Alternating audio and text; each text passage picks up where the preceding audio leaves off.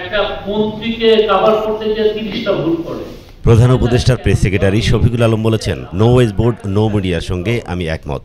শনিবার দুপুরে ঢাকা রিপোর্টার্স ইউনিটিতে গণমাধ্যম সংস্কার কমিশনের সুপারিশ পর্যালোচনা ও করণীয় শীর্ষক গোলটেবিল আলোচনায় তিনি একথা বলেন। প্রেস সচিব বলেন, গত 15 বছর বাসস, বিটিভি ও বেতারে কাদের নিয়োগ দেওয়া হয়েছে তা খতিয়ে দেখা উচিত। অধিকাংশই স্বজনপ্রীতি ও দুর্নীতি করে নিয়োগ দেওয়া হয়েছে। নো ওয়েজ বোর্ড নো মিডিয়ার সঙ্গে একমত প্রকাশ করে তিনি বলেন, কোনো গণমাধ্যমের মালিক সাংবাদিক ইউনিয়নের নেতা হতে পারবে না।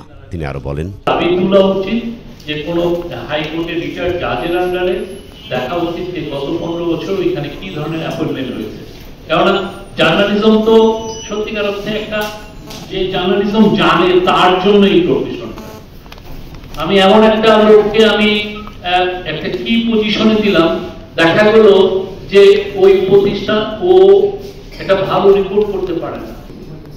আর হচ্ছে হলো যেই, আমার মনে হয় এটা আমি নিজে এটা প্রস্তাব করছি, এটা আপনারাও ভাবতে পারেন, যারা টিভি দিবেন, যারা নিউজ পেপার দিবেন, যারা বড় অনলাইন দিবেন, তাদের একটা বড় অঙ্কের টাকা যখন ওনারা দিবেন, কিছু না লাইসেন্স দিবেন, তাদের 10 থেকে 20 কোটি টাকা, অনলাইনের জন্য 10 কোটি টাকা, নিউজ পেপারের জন্য 15 কোটি টাকা, টিভির জন্য 20 কোটি টাকা, এটা এই যে সাংবাদিক কল্যাণ ফান্ড বা এই সমস্ত জায়গায় জমা রাখতে হবে, যাতে তারা যখন সিক হয়ে যাবে, যে জার্নালিস্ট তাদের বেতন পাবে না 6 মাস, ওই টাকা